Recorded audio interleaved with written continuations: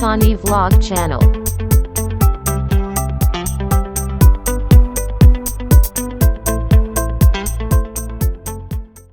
Di dalam kitab suci, Bapak Paus mengatakan penuh dengan kisah keluarga. Ada kisah kelahiran, cinta, dan krisis keluarga. Bahkan mulai dari pertama Adam dan Hawa. Lalu Abraham dan Sarah. Kemudian lihat Daud dan Betsheba. Jadi kalau kita lihat, memang keluarga itu adalah dasar hidup manusia. Tidak ada manusia yang tidak lahir dari keluarga. Hanya kan keluarganya beda-beda. Ada yang keluarganya rukun, ada keluarganya yang berantakan, dan ada keluarga juga yang biasa-biasa saja.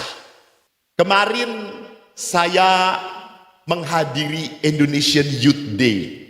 Di sana ada 1.500 anak muda OMK di Palembang. Ada 3 hal yang dominan dalam diri anak muda. Pertama adalah, Romo, kita itu susah mencari pasangan yang seiman. Kadang-kadang Tuhan lupa bahwa saya ini orang Jatirogo. Lah kok Tuhan belum membuat tulang rusuk bagi saya? Jadi bagaimana, kenapa kok orang Katolik jarang sekali menemukan pasangan yang Katolik? Karena orang Katolik itu anaknya sedikit. Ya toh, cuma 2, 3. Mau jadi Romo saja susah. Dan sedangkan saudara kita anaknya banyak, berindil. Maka kalau lihat jumlah dari frekuensi banyaknya orang Katolik, ya hampir stagnan. Banyak orang Katolik terjadi muncul karena apa? Karena dibaptis dari keluarga Katolik. Nah, keprihatinan yang kedua adalah apa? Banyak anak muda, tidak mau menikah. Kenapa? Karena melihat orang tuanya, brengsek.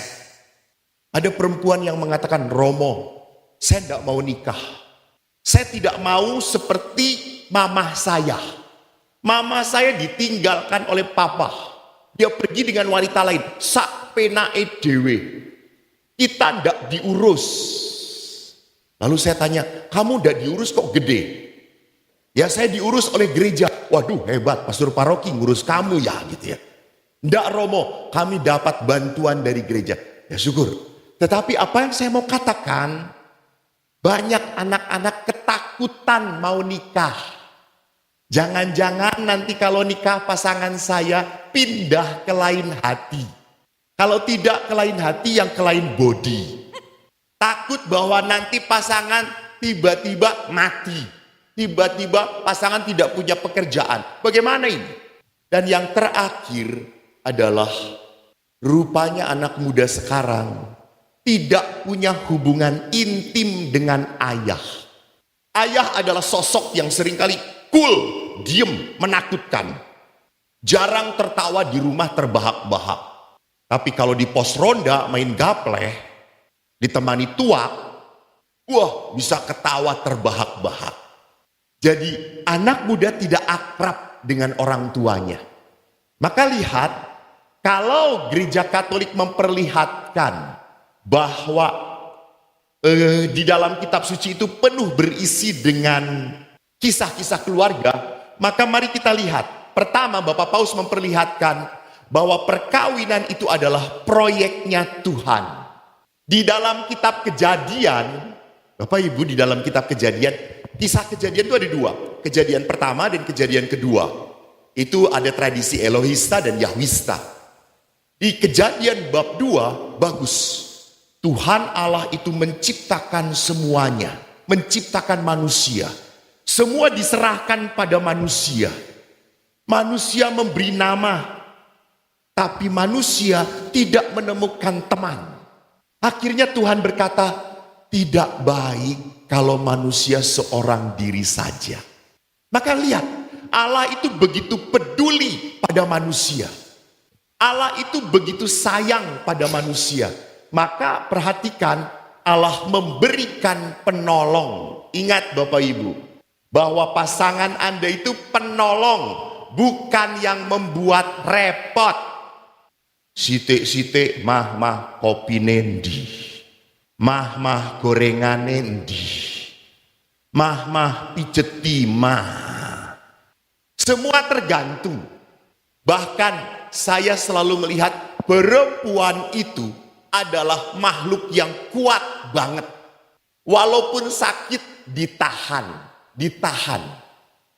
Kalau laki-laki sakit sedikit, oh mah, kepalaku mah senut mah.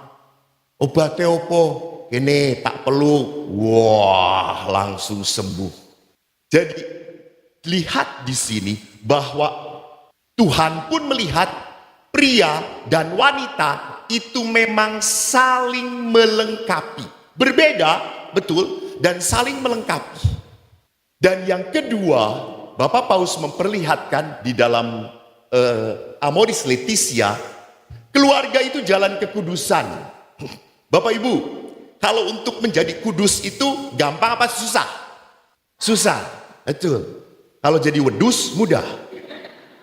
Untuk jadi kudus itu perlu apa? Pengorbanan. Konon katanya pengorbanan di bahasa Inggris disebut sacrifice. Sacrifice ini akar katanya adalah sacer, kudus. Maka kalau orang mau kudus harus apa? Coba lebih jelas. Kalau kita mau kudus, kita harus ingat. Jadi kalau suami menyebalkan, itu adalah cara Tuhan menguduskan Anda. Kalau istri Anda cerewet, memang sudah dari sononya. Jadi memang kita harus berkorban di dalam sebuah perkawinan. Bahwa lihat ibu-ibu, apa pekerjaan yang tidak pernah beres-beres selama-lamanya? Pekerjaan rumah tangga, iya toh, nyuci piring.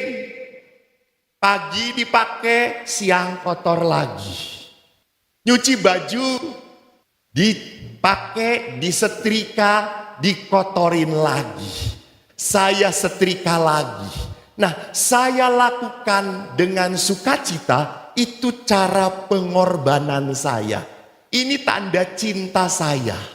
Suami kerja, capek, walaupun pendapatannya sedikit, tapi seperti pahlawan. Kerja keras untuk apa? Pengorbanan bagi anak-anaknya. Anak-anak pun sama, belajar. Lebih senang belajar atau main game? Bagus. Bertobatlah dan percayalah pada Injil. Kamu benar, main game itu menarik. Suka dimarahin mama enggak? Siapa paling cerewet, mama atau papa? Mama, ya betul itu. Nanti kalau mau kamu tidak cerewet, tinggalnya di pasturan.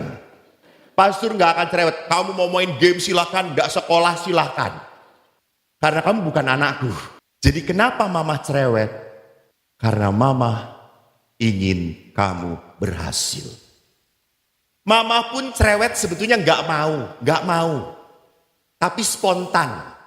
Jadi di dalam keluarga, Bapak Paus mengatakan, hidup berkeluarga adalah jalan kekudusan. Kita selalu melakukan hal yang sama. Buat teh, buat kopi, nyuci, Anda main dengan anak-anak, itu kekudusan. Jadi jangan sampai berpikir kekudusan, mah, kita harus kudus, yuk di gereja terus. Anda sinting. Jadi jangan pernah berpikir Anda sebagai keluarga, lalu karena kekudusan, pelayanan. Ingat, jangan sampai pelayanan menjadi pelarian. Ya toh? Karena bosan dengan istri, lebih baik melayani istri orang lain. Jangan tepuk tangan, itu sesat namanya. Kan pernah ada sebuah ilmu konon katanya karena berubah-ubah saya waktu baca. Perempuan itu berbicaranya sehari 20.000 kata, konon katanya. Wanita, perempuan, laki-laki cuma 7.000 kata. Jadi memang wanita itu ngomong terus. Maka ada seorang bapak yang pinter. Saking dia jengkel ngedenger istrinya terus ngomong, dia langsung ngomong, mah, kamu sana ikut kur, ikut puji-pujian, ikut lektor, ikut pemazmur, biar pulang kamu udah capek. Nggak ngomong lagi. Dan apa yang terjadi? Istrinya tetap ngomong terus. Jadi itulah pengudusan. Kalau Anda kecewa dengan pasangan, jengkel dengan pasangan, Anda sedang dikuduskan oleh Tuhan. Emangnya sesama romo tidak saling menjengkelkan? Hah, pret.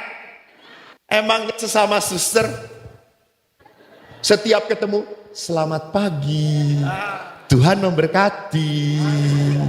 No. Kita juga sering jengkel satu dengan yang lain. Ya, saya pernah kecewa dengan teman serumah. Saking jengkelnya, saya pernah ngomong kepada pimpinan, Romo, membunuh itu dosa atau tidak, kata saya itu. Saya jengkel dengan teman saya gitu. Dan di biara itu, kita kan tidak bisa melarikan diri. Makan ada dia, rekreasi ada dia, doa petudul nengarep gitu ya. Allah. Apalagi setiap doa malam kita doanya apa? Bapa kami. Dan dalam doa Bapa kami kan ada kata-kata yang menyebalkan. Ampunilah kesalahanku seperti aku pun tidak mau mengampuni kesalahan dia. Saya tidak bisa. Jangan berpikir bahwa pengampunan itu adalah sebuah proses yang cepat sekali. Nggak. Tapi lewat penderitaan kita dikuduskan. Sama para romo, Anda juga sama pada saat Anda punya anak kecil. Tidur jam 2, anak berak, nangis. Pasti toh ibunya,